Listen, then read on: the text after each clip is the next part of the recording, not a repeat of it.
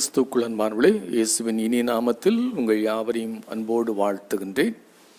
கடந்த மாதங்கள் முழுவதும் ஆண்டவர் நம்மையும் நம்முடைய குடும்பங்களையும் பாதுகாத்து பராமரித்து வழிநடத்தி வந்திருக்கின்றார். ஆண்டவருக்கு நன்றி செலுத்துகிறேன். விசேஷமாக கொரோனா நோய் தொற்றினுடைய 2வது அலை வேகமாக பரவிக்கொண்டிருக்கின்றது. நம்முடைய தேசத்தில் ஏராளமான மக்கள் இந்த கொடிய நோயினாலே பாதிக்கப்பட்டு மருத்துவமனைகளிலும் வீடுகளிலும் சிகிச்சை பெற்று கொண்டிருக்கின்றார்கள்.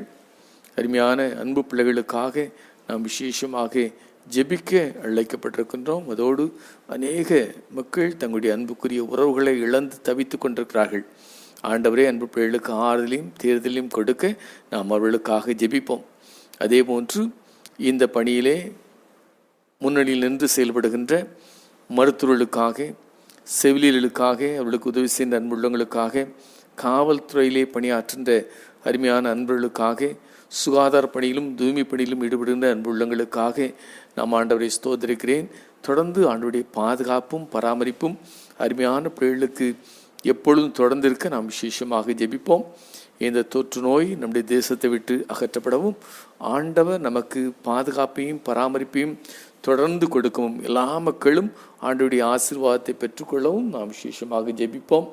குறிப்பாக அருமையான அன்பு திருச்சபை மக்களை நான் அன்போடு வாழ்த்துகின்றேன். கர்த்தர் உங்களையும் உங்களுடைய குடும்பங்களையும் ஆசீர்வதிப்பாராக. இந்த புதிய மாதம் நமக்கு ஆசீர்வாதத்தின் நாட்களாக காணப்படவும் ஆண்டவர் அருள் செய்வாராக. புதிய மாதத்துக்குள் நாம் வந்திருக்கின்றோம். நெருக்கடியான சூழலில் நாம் வாழ்ந்து கொண்டிருக்கிறோம். இந்த மாதம் எப்படி இருக்குமோ என்கின்ற அச்சம் நம்முடைய உள்ளத்தில் எழுவதுண்டு. ஆனால் நாம் வழிபடுகின்ற ஆண்டவர் அவர் நேற்றும் இன்றும் என்றும் மாறாத ஆண்டவர். கடந்த காலங்களிலே நமது வாழ்வில் அற்புதங்களை செய்து நம்மை வழிநடத்தி வந்த ஆண்டவர் எதிர்காலத்திலும் நம்மை நடத்துகிறவர் என்ற விசுவாசத்திலே உறுதியாக நிலைத்திருக்க ஆண்டவர் நமக்கு அருள் செய்வாராக. இந்த நாளிலும் பவுல் அப்போஸ்தலனுக்கு ஆண்டவர் கொடுத்த வாக்குறுதியை குறித்து நாம் தியானிக்க இருக்கின்றோம். அப்போஸ்தலருடைய நடபடிகள் 18ஆம் அதிகாரம் 9, 10 வசனம். அப்போஸ்தலர் 18ஆம் அதிகாரம் 9, 10 வசனங்கள்.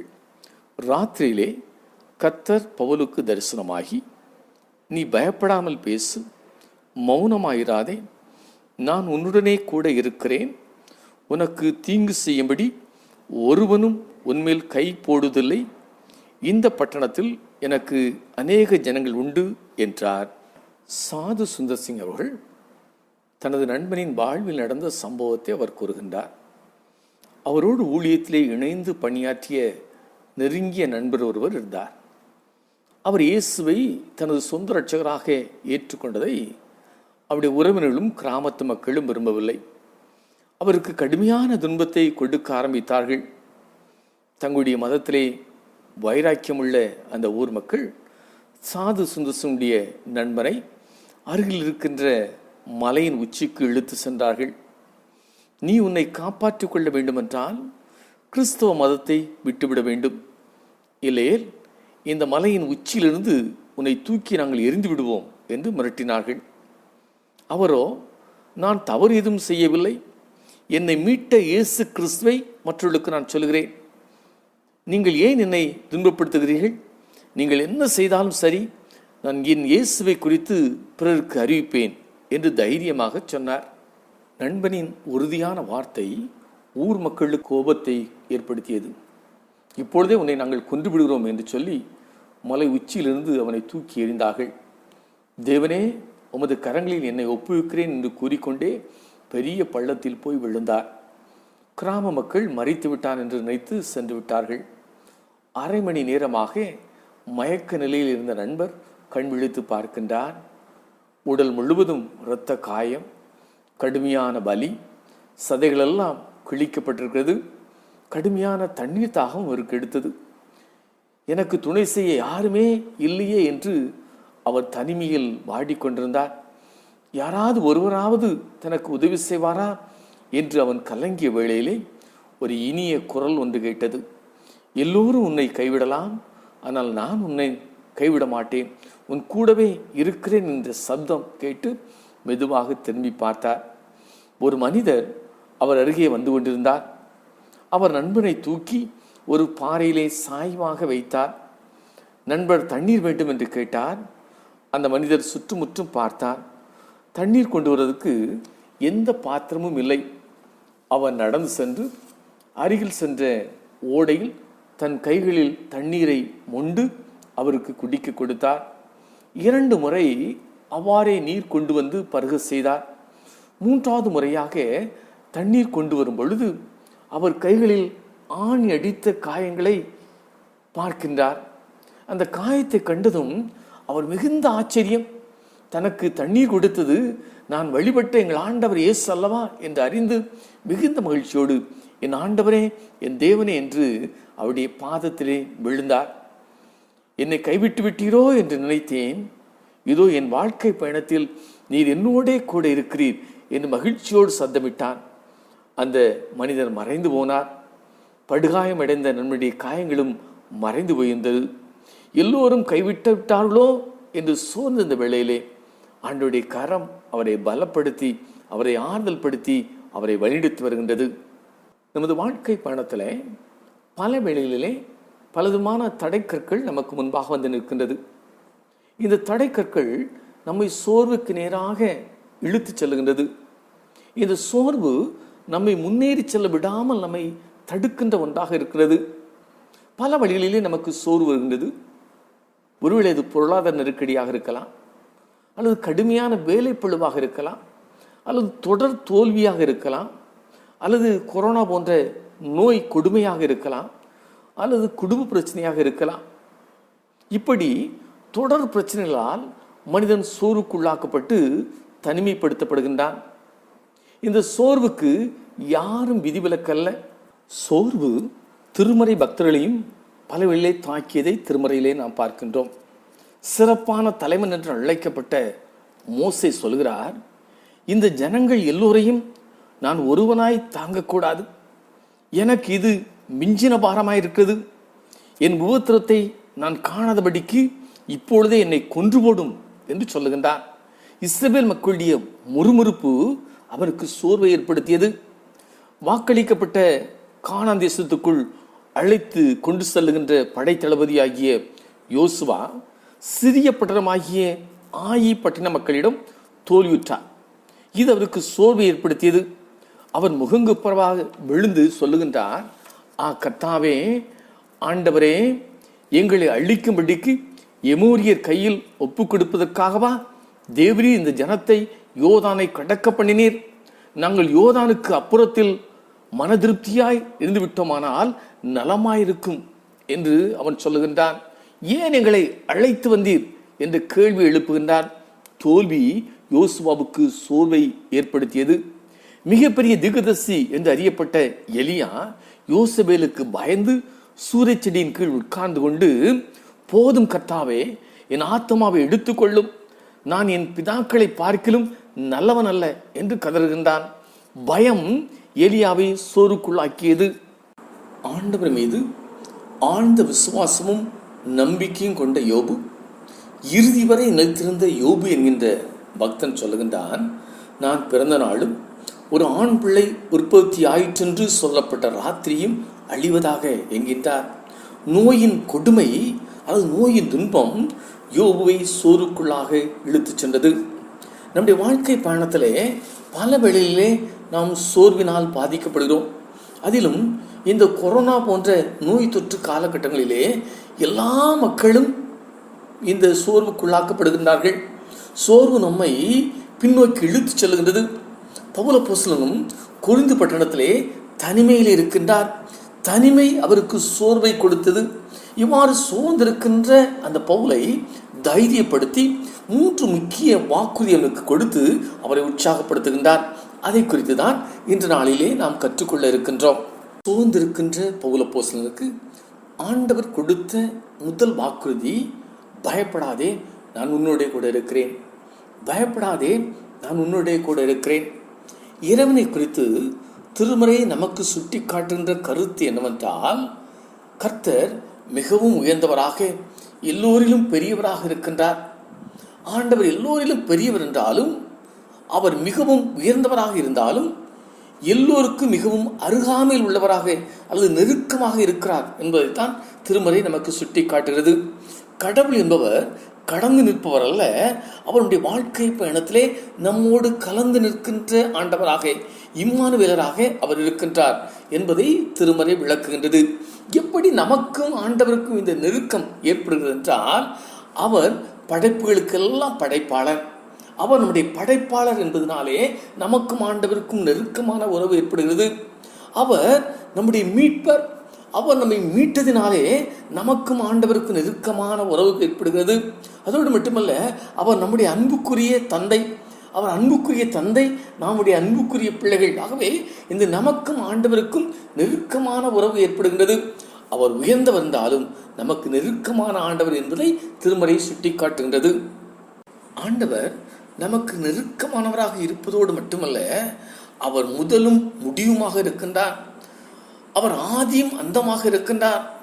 எல்லா காலங்கள் மீதும் ஆதிக்கம் செலுத்துவராக இருக்கிறார். அவருடைய பிரசன்னம் எல்லா காலங்களிலும் இருக்கிறது. அவர் நேற்றும் ஆண்டவர், அவர் இன்றும் ஆண்டவர், அவர் நாளையும் ஆண்டவராக இருக்கின்றார். ஆகையால் மனிதன் சோர்வுற்ற காலங்களிலும் அவர் நம்மோடு இருக்கின்றார்.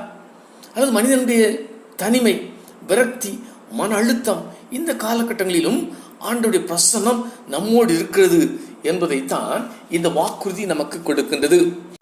மீதியான் வனாந்தரத்திலே மோசே தன் மாமனுடைய ஆடுகளை மேய்த்து கொண்டிருந்தார்.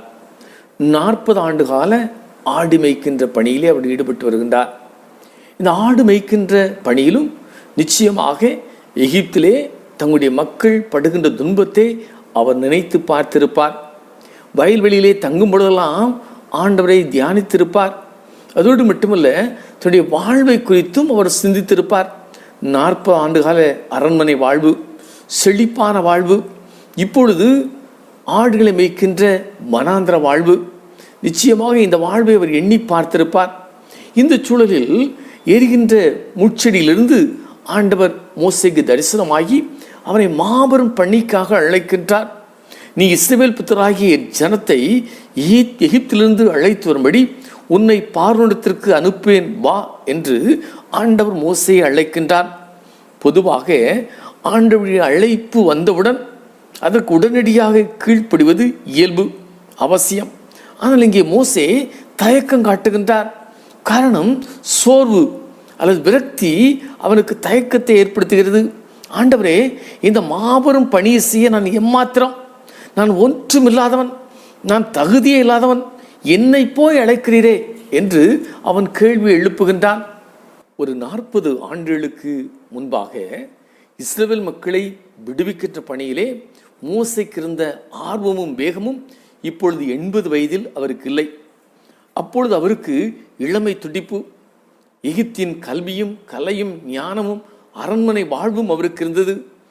எதையும் துணிந்து செய்கின்ற துணிவும், எந்தவித பின்விளைவுகளை பற்றி கவலைப்படாமல் எகிப்தியனை கொன்று மறைக்கின்ற தைரியமும் தன்னம்பிக்கையும் மோசேக்கு இருந்தது. ஆனால் இப்பொழுது அரண்மனை வாழ்வு இல்லை. வனாந்தரத்திலே ஆடுகளை மேய்க்கின்ற பணி, அதுவும் தன்னுடைய மாமனுடைய ஆடுகளை மேய்த்து கொண்டிருக்கின்றார். எகிப்து விட்டு வந்து 40 ஆண்டு காலம் ஆகிவிட்டது. ஒரு நீண்ட இடைவெளி. எகிப்தில் இருக்கின்ற மக்களோடு அவருக்கு இருந்த உறவு முற்றிலுமாக துண்டித்து போய்விட்டது. எல்லாவற்றுக்கும் மேலாக இஸ்ரவேல் மக்களை விடுவிக்க மோசே எடுத்த முதல் முயற்சி தோற்று போனது. எகிப்திலே அரண்மனையிலே இருக்கும் பொழுது தன்னுடைய மக்களை விடுவிப்பதற்காக அவன் எடுத்த முயற்சியிலே அவன் தோற்று போனான். அவன் அவசரப்பட்டு கடவுளுக்கு முன்னதாக ஓட வேண்டும் என்று எடுத்த முயற்சி தோல்வியிலே தழுவியதால் அவன் சோர்ந்து போனான். ஆகவே 2வது முயற்சி எடுக்க அவன் தயக்கம் அடைகின்றான். தோல்வி மோசையை சோர்வுக்குள்ளாக்கியது. ஆனால் ஆண்டவர் மோசையை தைரியப்படுத்துகிறார், உற்சாகப்படுத்துகிறார். என் பிரசன்னம் எப்பொழுதும் உன்னோட கூட இருக்கும் என்று சொல்லுகின்றார். ஆண்டவர் சொல்லுகிறார், நான் உன்னோட இருப்பேன் என்று வாக்குறுதி கொடுக்கின்றார். நீ தனியாக எகிப்திற்கு செல்ல வேண்டாம், சர்வ வல்லவராகிய நான் உன்னோட கூட இருப்பேன் என்று வாக்கு கொடுக்கின்றார். தோல்வியுற்று சோர்ந்திருக்கின்ற வேளையிலே ஆண்டவர் நம்முடைய வாழ்க்கை பயணத்திலே நம்மோடு கூட இருப்பேன் என்று வாக்கு கொடுக்கின்றார். பவுல் அப்போஸ்தலன் நற்செய்தி பயணத்திற்காக கொரிந்து, எபேசு ஆகிய 2 நகரங்களிலும் அவர் நீண்ட நாள் தங்கியிருந்து பணியாற்றினார். அதில் குறிப்பாக கொரிந்து பட்டணத்துக்கு நற்செய்தி பணிக்காக பவுல் அப்போஸ்தலன் வரும்பொழுது அவருடைய மனநிலை சற்று வித்தியாசமாக இருந்தது. எப்பொழுதும் துணிவும் தைரியமும் தன்னம்பிக்கையும் கொண்ட பவுல் அப்போஸ்தலன் கொரிந்து பட்டணத்துக்கு வரும்பொழுது சற்று பயத்தோடும் பலவீனத்தோடும் ஒன்றாக சொல்லுகின்றார். 1 கொரிந்தியர் 2:3 நாம் வாசித்து பார்ப்போம் என்றால், அல்லாமலும் நான் பலவீனத்தோடும் பயத்தோடும் மிகுந்த நடுக்கத்தோடும் உங்களிடத்தில் இருந்தேன் என்று சொல்லுகின்றார். பவுலுடைய இந்த சோர்வுக்கும் பயத்திற்கும் என்ன காரணமாக இருக்கலாம் என்ற கேள்வியை நாம் எழுப்பி பார்ப்போம் என்றால், அத்தேனே பட்டணத்திலே நற்செய்தியை அறிவிப்பதற்காக பவுல் அப்போஸ்தலன் மிகுந்த உற்சாகமாக வருகின்றார். ஆனால் அத்தேனே பட்டணத்திலே அவர் எதிர்பார்த்த பலன் அவருக்கு கிடைக்கவில்லை. இது அவருக்கு சோர்வை ஏற்படுத்தி இருக்கலாம். அதே போன்று பிற மக்கள் மத்தியிலே புதிய திருச்சபைகளை ஸ்தாபித்தார். இந்த திருச்சபைகளிலே தவறான கொள்கைகள் புகுந்து திருச்சபையை நெருக்கியது. இது அவருடைய மனதிற்கு சோர்வை ஏற்படுத்தி இருக்கலாம்.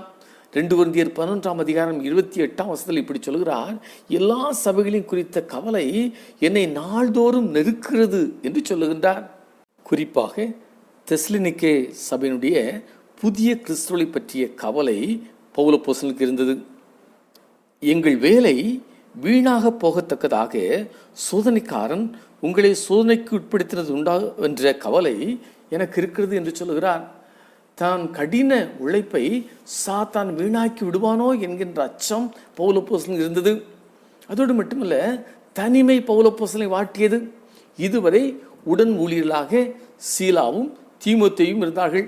ஆனால் இப்பொழுது அவர்கள் மக்கெதோனியா சென்று விட்டார்கள். தனியாக பவுல் அப்போஸ்தலன் கொரிந்து பட்டணத்துக்கு வந்திருக்கின்றார். இது தனிமை அவருக்கு சோர்வை ஏற்படுத்தியது. அதோடு மட்டுமல்ல, பவுல் அப்போஸ்தலன் பெரிய அளவிலே பண வசதி இல்லை. குறிப்பாக கொரிந்து பட்டணம் அது ஒரு நகரம். இந்த நகரத்திலே வாழ்வதற்கான பொருளாதார வசதியும் அவரிடம் இல்லையமல் இருந்திருக்கலாம்.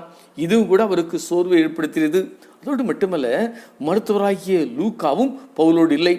சரீர பிரகாரமான நோய் கூட அவனை தாக்கி இருக்கலாம். எனவே நான் மிகுந்த பலவீனத்தோடு கொரிந்துக்கு வந்தேன் என்று பவுல் அப்போஸ்தலன் எழுதுகின்றார். ஆகவே பலவிதமான அழுத்தங்கள் பவுல் அப்போஸ்தலன் இருக்கிறது. பல காரணங்களினாலே அவர் சோர்ந்து போய் மன அழுத்தத்தோடு இருக்கின்றார். இந்த சூழலில் தான் ஆண்டவர் பவுலை உற்சாகப்படுத்துகின்றார், தைரியப்படுத்துகின்றார். பவுலே, பயப்படாதே, நான் உன்னோட கூட இருக்கிறேன் என்று சொல்லுகின்றார். இந்த வாக்குறுதி அழைக்கப்பட்ட ஒவ்வொரு மக்களுக்கும் ஆண்டவர் கொடுக்கின்ற வாக்குறுதி. ஆண்டோடைய பணிக்கென்று ஆண்டவர் நம்மை அழைக்கும் பொழுது நம்மை தனியாக அனுப்புவதில்லை. நான் உன்னோட கூட இருக்கிறேன் என்ற வாக்குறுதியை தந்து அவர் நம்மோடு கூட இருக்கின்ற ஆண்டவராக இருக்கின்றார். இன்றைய சூழலிலே கொரோனா என்கின்ற கொடிய நோய் தொற்று நம் எல்லோரையும் பாதித்திருக்கிறது. ஏராளமான மக்கள் பாதித்து கொண்டு சோர்ந்து போயிருக்கின்றார்கள். பல வழிகளிலே நமக்கு பாதிப்பு. நோய் ஒரு காரணம், பொருளாதார நெருக்கடி, தனிமை, இவையெல்லாம் நம்மை சோர்வுக்குள்ளாக்குகிறது. ஆனால் ஆண்டவர் நமக்கு கொடுக்கின்ற வாக்குறுதி, நான் உன்னுடைய கூட இருப்பேன், நான் உன்னுடைய கூட இருக்கிறேன் என்று ஆண்டவர் வாக்கு கொடுக்கின்றார். சோர்ந்திருக்கின்ற நமக்கு ஆண்டவர் நம்மோடு கூட இருக்கின்றேன் என்ற வாக்குறுதி நமக்கு தைரியத்தையும் உற்சாகத்தையும் கொடுக்கிறது. இந்த தைரியத்தையும் உற்சாகத்தோடு புதிய மாதத்துக்கு கடந்து செல்ல ஆண்டவர் நமக்கு கிருபை செய்வாராக. இரண்டாவதாக, இந்த புதிய மாதத்திலே ஆண்டவர் நமக்கு கொடுக்கின்ற வாக்குறுதி, என்னுடைய பாதுகாப்பு எப்பொழுதும் உனக்கு முன்பாக இருக்கும் என்று சொல்லுகின்றார். என்னுடைய பாதுகாப்பு அல்லது கடவுளுடைய பாதுகாப்பு எப்பொழுது நமக்கு முன்பாக இருக்கும் என்பதுதான் ஆண்டவர் நமக்கு கொடுக்கின்ற வாக்குறுதி. நான் உன்னோடு கூட இருப்பேன் என்று சொன்ன ஆண்டவர், ஒரு தீங்கும் உனக்கு வராமல் உன்னை பாதுகாப்பேன் என்கின்றார். ஆண்டவர் நாம் ஒவ்வொருவரின் வாழ்விலும் ஒரு திட்டம் வைத்திருக்கின்றார். அந்த திட்டத்தை அவர் கண்டிப்பாக நிறைவேற்றுவார். அந்த திட்டம் நிறைவேறும் வரை நம்மை யாரும் எதுவும் செய்ய இயலாதபடி ஆண்டவர் பாதுகாத்துக் கொள்வார். பவுல் அப்போஸ்தலனுக்கு ஆண்டவர் நிகழ்கால வாக்குறுதியாக, உனக்கு தீங்கு செய்யும்படி ஒருவனும் உன்மேல் கை போடுவதில்லை என்று சொல்லுகின்றார். பொதுவாகவே வாக்குத்தத்தங்கள் அல்லது வாக்குறுதிகள் நிறைவேற சில காலம் எடுக்கும். ஆபிரகாமுக்கு ஆண்டவர் வாக்கு கொடுத்து 25 ஆண்டுகளுக்கு பின்னரே ஈசாக்கு பிறக்கின்றார். ஆனால் இங்கு பவுலுக்கு ஆண்டவர் கொடுத்த இந்த வாக்குறுதியானது உடனடியாக நிறைவேறுகிறது. ஒருவனும் உன்மேல் கை போடுவதில்லை என்கின்ற வாக்குறுதி உடனடியாக நிறைவேறுகிறது. பொறாமை கொண்ட யூதருடைய தாக்குதலை குறித்து பவுல் சற்று அச்சப்பட்டிருக்கலாம். ஒருவேளை கொரிந்தில் தன்னுடைய பணியை முடித்துவிட்டு வேகமாக கடந்து செல்ல வேண்டும் என்று அவர் எண்ணியிருக்கின்றார். ஏனென்றால் இந்த எதிரிகள் தாக்குதலிலிருந்து தன்னை பாதுகாத்துக் கொள்ள வேண்டும் என்று விரும்பினார். ஆனால் கிறிஸ்து இயேசு பவுலுக்கு மற்ற நகரங்களில் துன்பத்தை ஒருவேளை அவர் அனுபவித்திருக்கலாம், ஆனால் கொரிந்து பட்டணத்திலே துன்பப்படுவதில்லை என்கின்ற வாக்குறுதி கொடுத்திருக்கின்றார். அப்போஸ்தலர் 18ஆம் அதிகாரம் 12 முதல் 18 வரை நாம் வாசித்து பார்ப்போம் என்றால், இங்கே கல்லியோன் என்பவன் நாட்டின் அதிபதியாக இருக்கின்றான். இந்த கல்லியோன் என்பவன் அகாயா நாட்டுக்கு அதிபதியான போது யூதர்கள் ஒருமனப்பட்டு பவுலுக்கு விரோதமாக எழும்பி அவனை நியாயாசனத்திற்கு முன்பாக கொண்டு போய் நிறுத்துகின்றார்கள். பவுல் அப்போஸ்தலன் மீது 2 குற்றச்சாட்டுகள் வைக்கப்படுகின்றது. முதல் குற்றச்சாட்டு, தங்களுடைய யூத நியாயப்பிரமாணத்திற்கு எதிராக பவுல் செயல்படுகிறார் என்று சொல்லுகின்றார். இரண்டாவது குற்றச்சாட்டு, சிலுவையில் அறைந்த இயேசுவை ஆண்டவர் என்று சொல்லுகின்றார். இந்த 2 குற்றச்சாட்டிலே 2 கருத்து வலியுறுத்தப்படுகிறது. யூத மார்க்கம் சட்டபூர்வமான மார்க்கம். ஆகவே இந்த சட்டபூர்வமான மார்க்கத்துக்கு எதிராக இந்த பவுல் செயல்படுகிறார் என்பது ஒரு குற்றச்சாட்டு. இன்னொன்று, கிறிஸ்தவர்கள் சட்டவிரோதமான மார்க்கத்தை பின்பற்றுகின்றார்கள். ஆகவே அவர்களை ரோம் அரசு தடை செய்ய வேண்டும், அவள் தண்டிக்கப்பட வேண்டும் என்பதுதான் இந்த குற்றச்சாட்டின் மைய கருத்தாக இருக்கின்றது. ஆனால் ஆண்டவர் தான் கொடுத்த வாக்குறுதியை நிச்சயமாக நிறைவேற்றுவார். உனக்கு தீங்கு செய்யும்படி ஒருவனும் உன்மேல் கை போடுவதில்லை என்ற வாக்குறுதியை ஆண்டவர் நிறைவேற்றுகின்றார். அப்போஸ்தலர் 18ஆம் அதிகாரம் 14, 15, 16 ஆகிய வசனங்களை நாம் வாசித்து பார்ப்போம் என்றால், பவுல் அப்போஸ்தலன் இப்பொழுது குற்றவாளி கூண்டிலே நிறுத்தப்பட்டிருக்கின்றார். நியாயாசனத்துக்கு முன்பாக நிற்கின்றார். திரளான யூத மக்கள் அவருக்கு எதிராக குற்றத்தை சாட்டுகின்றார்கள். இங்கு பவுலுடைய கருத்தை கூட கேட்காமல் அதற்கு முன்னதாகவே இந்த கல்லியோன் தீர்ப்பு செய்கின்றான். இது ரோம சட்டத்தின்படி தீர்ப்புக்கு ஏற்றதல்ல. நீங்கள் கொண்டு வந்திருக்கிற இந்த குற்றச்சாட்டு அனைத்தும் உங்கள் சமயம் தொடர்பானது, இதிலே நான் தலையிட விரும்பவில்லை என்று அவர் சொல்லுகின்றான். அதோடு மட்டுமல்ல, வசனம் 16 இப்படி சொல்கிறது, அவர்களை, அதாவது யூதர்களை நியாயாசனத்தில் நின்று துரத்தி விட்டான் என்று சொல்லப்படுகிறது. ஆகவே ஆண்டவர் வாக்குறுதி கொடுக்கிறார், உனக்கு தீங்கு செய்யும்படி ஒருவனும் உண்மையில் கை போடுவதில்லை என்ற ஆண்டவருடைய வாக்குறுதி பவுலுடைய வாழ்க்கையிலே உடனே நிறைவேறுகிறது. புதிய மாதத்துக்குள் நாம் வந்திருக்கின்றோம். கடவுள் நம்முடைய வாழ்விலே வைத்திருக்கின்ற திட்டத்திற்கு எதிராக எதுவும் நடைபெறாது, அல்லது யாரும் எதுவும் செய்ய இயலாது. மனிதனை அல்லது நம்மை ஆண்டவருடைய பாதுகாப்பின் வளையத்துக்குள் வைத்திருக்கிறார். யாராலும் ஒன்று செய்ய இயலாது என்கின்ற நம்பிக்கையை ஆண்டவருடைய வாக்குறுதி நமக்கு கொடுக்கின்றது. உனக்கு தீங்கு செய்யும்படி ஒருவனும் உண்மையில் கை போடுவதில்லை என்ற வாக்குறுதி ஆண்டவர் நமக்கு கொடுக்கின்ற பாதுகாப்பின் அடையாளமாக இருக்கிறது. அவருடைய பாதுகாப்பின் வளையத்திற்குள் ஆண்டவர் நம்மை வைத்திருக்கின்றார் என்ற நம்பிக்கையை இந்த வாக்குறுதி நமக்கு கொடுக்கின்றது. நான் உன்னோடே கூட இருப்பேன் என்று சொன்ன ஆண்டவர், என்னுடைய பாதுகாப்பு எப்பொழுதும் உனக்கு முன்பாக செல்லும் என்று சொன்ன ஆண்டவர், இப்பொழுது தன்னுடைய திருப்பணியை அல்லது நற்செய்தி பணியை தொடர்ந்து நிறைவேற்ற வேண்டும் என்று ஆண்டவர் நமக்கு சொல்லுகின்றார். நற்செய்தி பணியிலே சற்று சோர்ந்திருந்த பவுல் அப்போஸ்தலனை ஆண்டவர் தைரியப்படுத்துகின்றார். பவுலே, பயப்படாதே, நான் உன்னோடே கூட இருக்கிறேன். இந்த பட்டணத்திலே உனக்கு எதிராக ஒருவனும் தீங்கு செய்வதில்லை என்கின்ற வாக்குறுதியை கொடுக்கிறார். அதோடு மட்டுமல்ல, தன்னுடைய நற்செய்தி பணியை அல்லது சுவிசேஷ பணியை பவுல் தொடர்ந்து நிறைவேற்ற வேண்டும் என்று சொல்லுகிறார். ஏனென்றால் இந்த பட்டணத்திலே எனக்கு அநேக ஜனங்கள் உண்டு என்று சொல்லுகின்றார். கொரிந்து பட்டணத்திற்கு மிகவும் சோர்வோடு வந்த பவுல் அப்போஸ்தலன் விரைவாக நற்செய்தியை அறிவித்துவிட்டு அவர் கொரிந்து விட்டு கடந்து செல்ல வேண்டும் என்று அவர் விரும்பினார். உடனடியாக புறப்பட வேண்டும் என்று நினைத்தார். ஆனால் ஆண்டவர் அவர்களுக்கு வாக்குறுதி கொடுத்தார். அந்த வாக்குறுதியை பெற்ற பிற்பாடு பவுல் அப்போஸ்தலன் ஏறக்குறைய 6 மாதங்கள் தொடர்ந்து கொரிந்து பட்டணத்திலே அவர் பணியாற்றினார். கடவுளுடைய சித்தம் எல்லா மக்களும் ரட்சிப்படைய வேண்டும் என்பதே, அதற்கு நற்செய்தியை அறிவிக்க வேண்டும். எனவே இந்த பட்டணத்தில் எல்லாவது கொரிந்து பட்டணத்திலே நற்செய்தி அறிவிப்பு என்பது எளிதான காரியம் அல்ல. மிகவும் கடினமான ஒரு சூழலிலே ஆண்டவர் இந்த பட்டணத்திலே நற்செய்தியை அறிவிக்க வேண்டும் என்று சொல்கிறார். ஏனென்றால் இந்த பட்டணத்திலே எனக்கு அநேக ஜனங்கள் உண்டு என்று ஆண்டவர் சொல்லுகின்றார். ஆகவே தைரியமாக நற்செய்தியை அறிவி என்று ஆண்டவர் பவுல் அப்போஸ்தலனை உற்சாகப்படுத்துகின்றார். ஒருவேளை பவுலுடைய பார்வையில் குறிந்து ஆத்துமாதத்திற்கு ஏற்ற இடமாக இல்லையோ என்று அவன் நினைத்திருக்கலாம். நான் மட்டும் தனியே இங்கிருந்து என்ன செய்ய முடியும் என்று நினைத்திருக்கலாம். ஆனால் ஆண்டவர் குறிந்து பட்டணத்திலும் இன்னும் ஆண்டவரை ஏற்றுக்கொள்ள ஆயத்தமாக இருக்கின்ற மக்கள் இருக்கிறார்கள் என்று ஆண்டவர் சொல்கிறார்.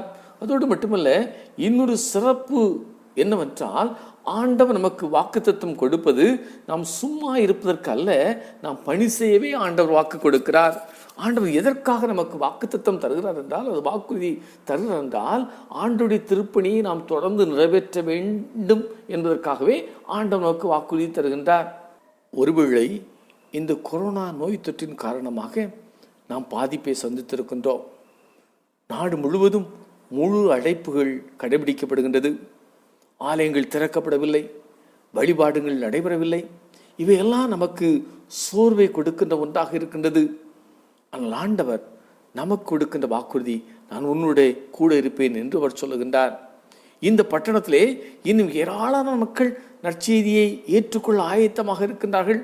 அவளுக்கு நற்செய்தியை கொண்டு செல்வது நம்முடைய கடமையாக இருக்கிறது. ஒருவேளை சூழல் நமக்கு எதிராக இருந்தாலும் ஆண்டவர் நான் உன்னுடைய கூட இருப்பேன் என்று சொல்கிறார். என்னுடைய பாதுகாப்பு எப்பொழுது உனக்கு முன்பாக இருக்கும் என்று சொல்கிறார். ஆகவே தைரியமாக நற்செய்தியை கொண்டு செல்லுங்கள் என்று சொல்லுகின்றார். புதிய மாதத்துக்குள் நாம் வந்திருக்கின்றோம். இந்த புதிய மாதத்திலே ஆண்டவர் நம்மோடு இருப்பேன் என்று வாக்கு கொடுக்கின்றார். ஆண்டவருடைய பாதுகாப்பின் கரம் நம்மோடு இருக்கும். ஆகவே ஆழ்ந்த விசுவாசத்தோடு நம்பிக்கையோடு நாம் உறுதியாக இருந்து ஆண்டவருடைய திருப்பணியை தொடர்ந்து நிறைவேற்றுவோம். நிச்சயமாக ஏராளமான ஆத்மாக்களை ஆண்டவர் நமக்கு சொந்தமாக தருவார். அவருடைய விண்ணரசுக்கு பங்குள்ள மக்களாக மாற்றுவார். அந்த திருப்பணியிலே நாம் தொடர்ந்து ஈடுபடுவோம். சோறு நம்மை பின்னோக்கி இழுக்கலாம், ஆனால் ஆண்டவருடைய வாக்குறுதி நம்மோடு இருக்கிறது. அவருடைய வாக்குறுதியை பிடித்து அல்லது வாக்குறுதியை தண்ட ஆண்டவரை கரத்தை பிடித்து நாம் முன்னேறி செல்வோம். இந்த புதிய மாதம் நமக்கும் நம்முடைய குடும்பத்திற்கும் ஆசீர்வாதத்தின் நாட்களாக காணப்பட ஆண்டவர் அருள் செய்வாராக. ஜெபம் செய்வோம்.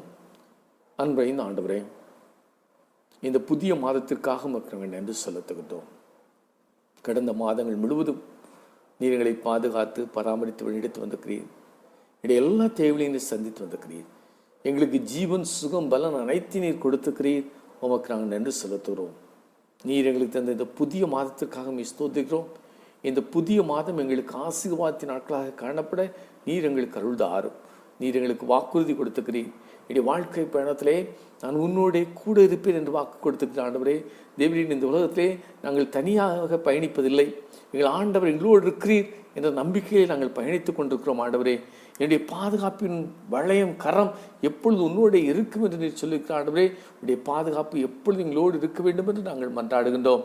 தேவரீர் நற்செய்தி பணியை தொடர்ந்து நிறைவேற்ற வேண்டும் என்பது உங்களுடைய விருப்பமாக இருக்கிறது.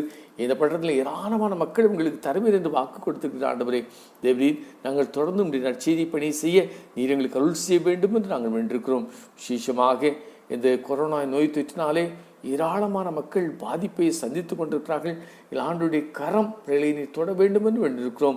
வீடுகளிலும் மருத்துவமனைகளிலும் நோயோடு கஷ்டப்பட்டு கொண்டிருக்கின்ற ஒவ்வொரு மக்களையும் எங்கள் ஆண்டவர் தொட்டு சுகமாக்க வேண்டும் என்று நாங்கள் வேண்டியிருக்கிறோம். ஆண்டவரே, நீர் எங்களுடைய பரிகாரியான கர்த்தர், நீர் எங்களை சுகமளிக்க ஆண்டவர். ஆண்டவரே, உங்களுடைய கிருபையின் கரத்தினாலே எங்களை தாங்க வேண்டும் என்று வேண்டியிருக்கிறோம். விசேஷமாக இந்த முன் களத்தில் இருக்கின்ற அருமையான மருத்துவர்களுக்காக, நர்சஸ்க்காக, அவர்களோடு உதவி செய்கின்ற பிள்ளைகளுக்காக, இன்னும் காவல்துறையில் இருக்கின்ற மக்களுக்காக, பாதுகாப்பு பணியில் ஈடுபடுகின்ற பிள்ளைகளுக்காக, பராமரிப்பு பணியிலே, சுகாதார பணியில் ஈடுபடுகின்ற எல்லா மக்களுக்காகவும் எனக்கு மன்றாடுகிறோம். ஆண்டவரே, பாதுகாத்துக்கொள்ளும். தன்னுடைய பணியை திறம்பட செய்ய வேண்டிய எல்லா ஆற்றல், ஞானம், கிருபைகள் அனைத்து நீர் கொடுக்க வேண்டும் என்று வேண்டியிருக்கிறோம். விசேஷமாக என்னுடைய திருச்சபை மக்களுக்காக நான் வேண்டும் சில ஆண்டவரே, என்னுடைய திருச்சபையில் எல்லா குடும்பங்களையும் நீர் பாதுகாத்துக் கொள்ளும். ஆண்டவரே, சுகம், பலன், தீர்க்காலை நீர் கட்டளிடும்.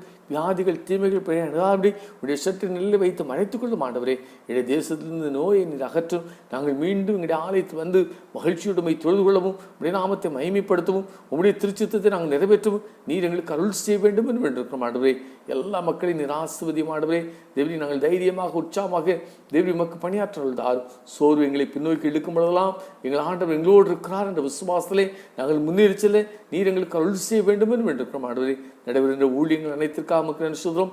எல்லா ஊழியங்களையும் நீர் ஆசீர்வதியும். ஆண்டவரே, தேவரி வெளியிடங்களிலே வெளிநாடுகளில் வசிக்கின்ற எங்களுடைய அன்பு பிள்ளைகளுக்காக நமக்கு நன்றி சொல்லுகிறோம். என்னுடைய பிள்ளைகள் எங்கே வசித்தாலும் உடைய நாமத்தை மகிமைப்படுத்துகின்ற பிள்ளைகளாக உம்முடைய திருச்சத்தத்தை நிறைவேற்றின மக்களாக காணப்படுவதாரும் தேவரீர் இந்த மாதத்திலே நாங்கள் செய்கிற வேலைகள், பணிகள், தொழில்கள், கையும் பிரயாசங்கள் எல்லாவற்றையும் ஆஸ்வதியும் நாங்கள் திட்டமிடுகிற திட்டங்கள், எண்ணங்கள், செயல் எல்லாவற்றையும் வாக்கி செய்ய வேண்டும் என்று வேண்டியிருக்கிறோம் ஆண்டவரே. என்னுடைய பொருளாதார தேவைகள் எல்லாவற்றையும் சந்தியும் சுகம் பலன் அனைத்தையும் தாரும் ஆண்டவரே. உம்முடைய நாமம் மட்டும் மகிமைப்படுவதாக. மீண்டும் ஒரு முறை வியாதியோடு இருக்கிற பிள்ளைகளை முடித்திருக்கிறதில் அர்ப்பணிக்கிறோம் ஆண்டவரே.